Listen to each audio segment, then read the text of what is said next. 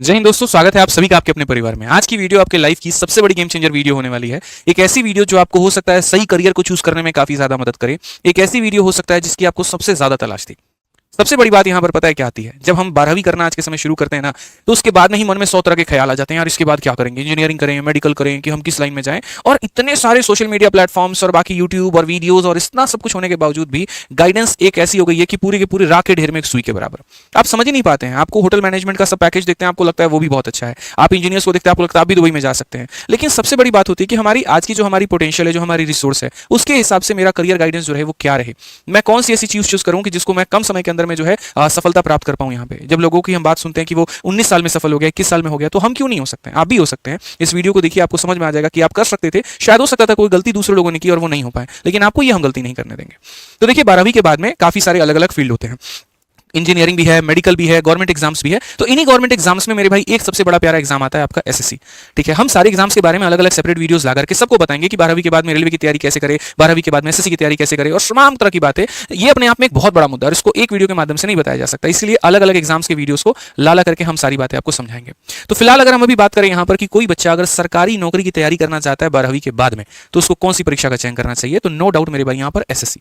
और एसएससी ही क्यों करना चाहिए वो भी हम आपको बताएंगे, तरीके से बताएंगे, तसल्ली से बताएंगे। सब्र रखिए। फिलहाल इस वीडियो के अंदर में हम क्या डिस्कस करने वाले हैं वो हम आपको बताते हैं। सबसे पहले कि एसएससी को ही क्यों चूज करें, पहला सवाल। दूसरा मेरे भाई, जितने एसएससी के एग्जाम्स हैं हमने यहाँ पर उसको पूरा पूरा लिस्ट किया हुआ है। 10वीं से लेकर के ग्रेजुएट लेवल तक जितनी परीक्षाएं होती हैं, सैलरी के हिसाब से हमने सारी की सारी चीजें रखी हैं। उनका सिलेक्शन का पैटर्न रखा है कि कितने नंबर का पेपर होता है, क्या होता है, कैसे आप उसमें चयन ले सकते हैं। तैयारी के समय जो कॉमन डाउट आते हैं यहाँ पर हमने उसको भी पूरा कवर किया है। सबसे बेस्ट रिसोर्सेस क्या हो सकते हैं, फ्री में भी पेड में भी, जिससे आप पढ़ करके अपना सिलेक्शन ले पाए, हमने उसकी भी मेरे भाई पूरी यहाँ पर जानकारी रखी है। प्रिपरेशन करने की सही रणनीति क्या होती है जिससे कम समय के अंदर में आप सिलेक्शन ले पाए, हम इसके ऊपर में भी चर्चा करेंगे। और अंत में हम आपको ये बताएंगे क्या करना चाहिए और क्या नहीं करना चाहिए। ठीक है, तो चलिए मेरे भाई यहाँ पर शुरुआत करते हैं। और अगर आप नए हैं तो हमारे चैनल को सब्सक्राइब कर लीजिए और वीडियो को लाइक कर लीजिए। सबसे पहली बात यहाँ पर हम दोस्तों करते हैं कि why SSC exam. SSC exam ही क्यों मेरे भाई? देखो, इसके पास मेरे पास बहुत प्यारा और बहुत ही शानदार मेरे भाई जवाब है। क्या होता है, 12वीं के बाद में हमारे सामने काफी सारे गवर्नमेंट स्कोप्स खुलते हैं। एक तरफ बैंकिंग भी है, दूसरी तरफ रेलवे भी है, और उसके बाद यूपीएससी भी हो गई और बाकी एसएससी भी हो गई। अब देखिए, हर किसी के बस की बात नहीं है यूपीएससी की तैयारी करना, वो अपने आप में एक बहुत बड़ा लेवल हो जाता है। तो लोग ये सोचते हैं कि कम समय देना पड़े और एक अच्छी प्रतिष्ठित सरकारी नौकरी मिल जाए। वो कहां पर हम जा सकते हैं, तो आप एसएससी में जा सकते हैं। क्योंकि एसएससी में 10वीं से लेकर के ग्रेजुएशन लेवल तक काफी सारे पद हैं, रेगुलर परीक्षाएं होती हैं और सबका पैटर्न लगभग सिमिलर है। ऐसा नहीं है कि 10वीं लेवल के लिए कोई और सब्जेक्ट पढ़ना है और ग्रेजुएट लेवल के लिए कोई और सब्जेक्ट पढ़ना है। आप उन्हीं 4 सब्जेक्ट को पढ़ करके इनमें से किसी में भी नौकरी ले सकते हैं। पेपर एकदम टाइमली होता है, कहीं कोई दिक्कत की बात नहीं है, पैटर्न एकदम सिमिलर है और एक से एक बढ़िया बढ़िया इसके अंदर में पद है। मतलब लड़कियों को अगर नौकरी करनी है, आजीवन यहाँ देश की अर्थव्यवस्था भी बढ़ानी है और खुद की स्थिति भी सही करनी है, तो सीएसएस जैसी जॉब यहाँ पर बहुत शानदार हाई प्रोफाइल नौकरी हो जाती है उनके लिए, जिसमें ना उनको दिक्कत है ना उनके ससुराल वालों को दिक्कत है और बहुत ही बढ़िया तरीके से जीवन चल सकता है। अगर आपको भौकाल काटना है तो जीएसटी इंस्पेक्टर जैसे पद जो है अपने आप में वर्दी वाला यूनिफॉर्म अपने आप में तबाही काटने के लिए काफी है। अगर आपको एडवेंचर में जाना है तो सब इंस्पेक्टर सीबीआई वाला जो पोस्ट है वो अपने आप में बहुत प्यारा है। अगर आप 10वीं लेवल में हैं, कलेजा है आपके पास में, हिम्मत है आपके पास में, तो आप पारामिलिट्री फोर्सेस को ज्वाइन करके आप देश सेवा कर सकते हैं। तो तमाम तरह के ऐसे जो पद होते हैं ना, वो मौका जाने का सिर्फ एक ही मेरे भाई यहाँ पर कमीशन है, वो मौका देती है, वो है स्टाफ सिलेक्शन कमीशन यानी एसएससी। इसमें आपकी एंट्रेंस कैसे होगी, क्या होगा, वो हम सारी बातें अब हम खुल करके सारी बातें बताएंगे। तो सबसे पहले यहाँ पर बात करते हैं कि एसएससी कितनी परीक्षाएं कंडक्ट कराती है, कौन कौन सी परीक्षा होती है, किस लेवल पर होता है, क्या डिग्रियां उसके लिए चाहिए और किस तरह की नौकरी होती है, वो सारी बातें। बहुत मेहनत की है मैंने इस पीपीटी के ऊपर में और एक एक बात को मैंने इसके अंदर में रखा है, तो उम्मीद करेंगे कि आपको पूरा पूरा फायदा मिले।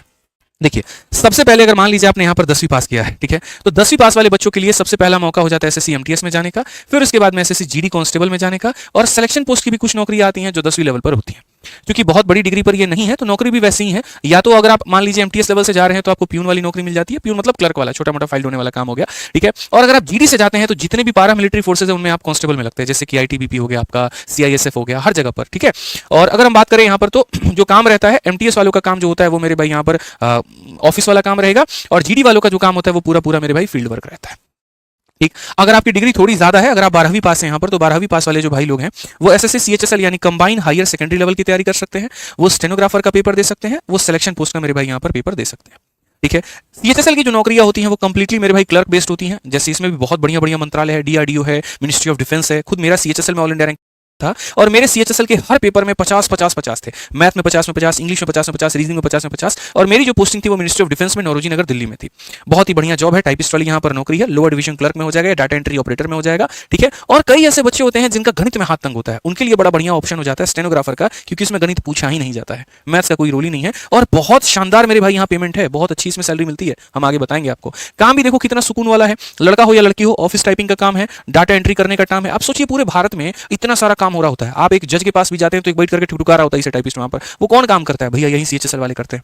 आप डीआरडीओ में जाइए, कोई सामान आया उसकी एंट्री करनी है, लो कितना घंटा काम की एंट्री करनी है, कौन करेगा, यही करेंगे, ठीक है। आप भारत के किसी भी मंत्रालय में चला जाइए, ये वाला व्यक्ति आपको जरूर मिलेगा, जो सीएचएसएल वाले हैं, जो सेलेक्ट होकर के जाते हैं, ठीक है। फिर जैसे आपकी मेरे भाई यहाँ पर डिग्री बढ़ती है, आप ग्रेजुएट हो जाते हैं, आप कंबाइन ग्रेजुएट लेवल यानी सीजल जैसी नौकरी के लिए आप मेरे भाई एकदम एलिजिबल हो जाते हैं।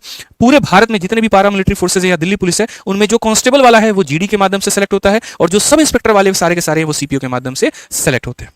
सिलेक्शन पोस्ट एक ऐसी नौकरी है जो तीनों लेवल पर बहाली निकालती है, 10वीं पर भी, 12वीं पर भी और ग्रेजुएशन लेवल पर भी। इसकी अलग अलग नौकरियां होती हैं, अलग अलग लेवल पर होती हैं। इसमें जितने भी सारे के सारे पद होते हैं वो सारे के सारे इंस्पेक्टर होते हैं और आपका भाई भी खुद एक इंस्पेक्टर है, एक्साइज इंस्पेक्टर। इसलिए हम हमेशा कहते भी हैं सिलेक्टेड हैं, सिलेक्शन दिलाएंगे, इंस्पेक्टर हैं, इंस्पेक्टर बनाएंगे और माशाल्लाह कई सारे इंस्पेक्टर सब तक बना चुके हैं, ठीक है।